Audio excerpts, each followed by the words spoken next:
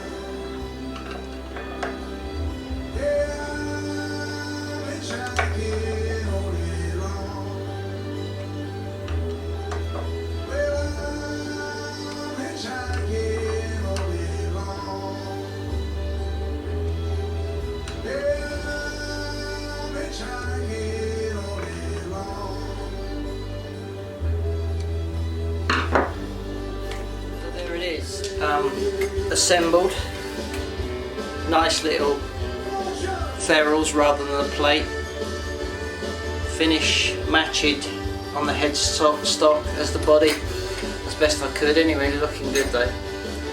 Nice little transition, and if you can see that, it will transition from the back of the neck to a plain oiled neck back. A lot of fretwork done on this guitar. It's looking good. So here we go. I just thought I'd introduce you to the guitar scratch plate. This is the basic 3-ply. I've gone for the, you know, the parchment, slightly green, faded thing. We'll see if that works against this colour. And I just thought I'd introduce you to it before we got into the soldering and the fitting of the pots and pickups and electronics, because that can always be a little bit of a mess, and therefore I just wanted to share with you where we got to. So just going to position it on the guitar for you so that you can see the kind of effect that I'm going for. And I have to say, I think that looks pretty darn cool to me. I think it's got a great look, and I think it's one that will work fantastically well. As I said, there's a humbucker to go in there here, a Sur humbucker, vintage, PAF style, and in here we've got a very nice Lola 50s P90, which should be pretty special. So both of those pickups were picked up pre-owned on eBay, reasonable, really good price for those pickups. Nothing like the original new prices, and I think that's a good decision all round.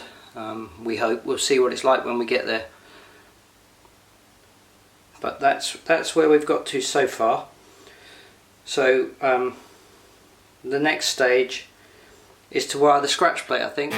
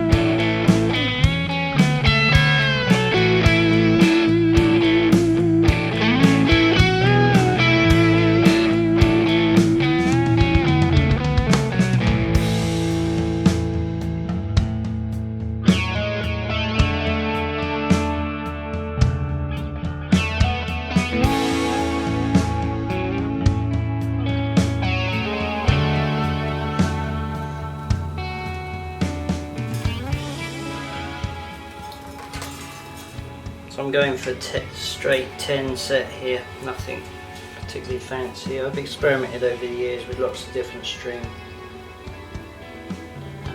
gauges. I'm a big telly player, and I've always found either 10s, straight 10s, or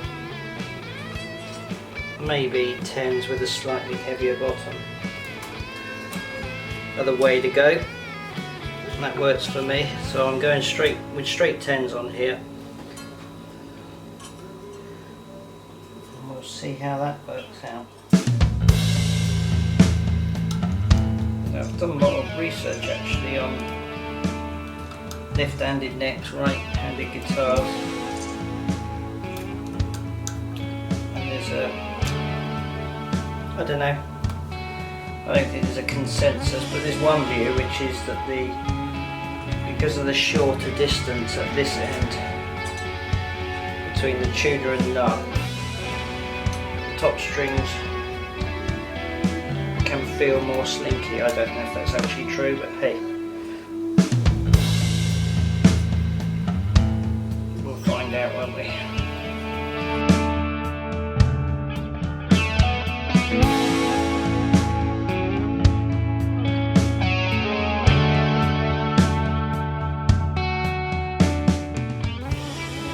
So what I'm aiming for here is a situation where the bridge has no upward travel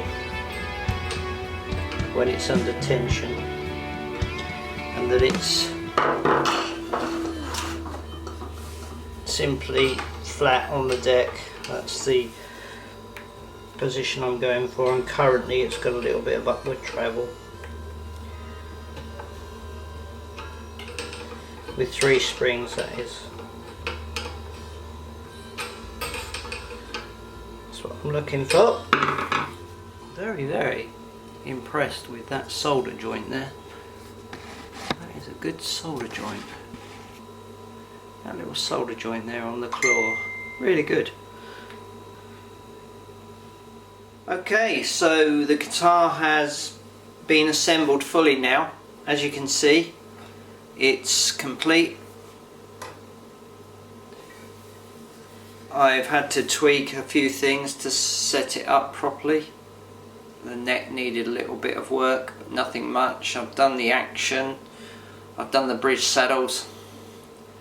The intonation's just about there. It's only been together 24 hours, so I'm guessing it will settle and it will need setting up over the coming weeks. So as a reminder, this build was based around the trigger point for me was the neck. The neck was purchased as a effectively redundant rejected neck. It's a tanglewood neck as it happens, and clearly that needed a lot of work. It wasn't in a brilliant shape, to be frank. It wasn't very flat either, but I've managed to bring it back to life, which is great. And that led me to decide that it needed a body to go with it, and the body was sourced via MarkaGuitars in the UK. This one had a big gouge here on the body, and what I managed to do was reprofile the shape. So if you run that seriously against the classic Stratocaster shape, you will find that there's more of a cutaway here, maybe an inch, maybe 20 mils, something like that. The hardware was all sourced from WD Music in the UK. Obviously you've noticed it's effectively a left-handed neck on a right-handed body, doing the kind of Hendrix thing in reverse, I suppose. The reason for that is that's what the neck was. So there we go. I'm very, very pleased with it. It's a great guitar. I'm going to do some playing demos. I've been playing it quite a bit today and it sounds great. Both the pickups sound really open.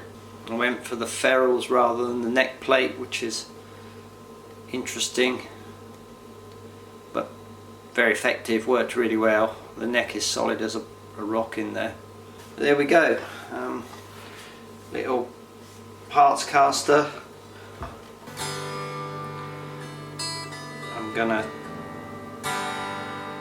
record a playing demo so you can hear it. Build a guitar.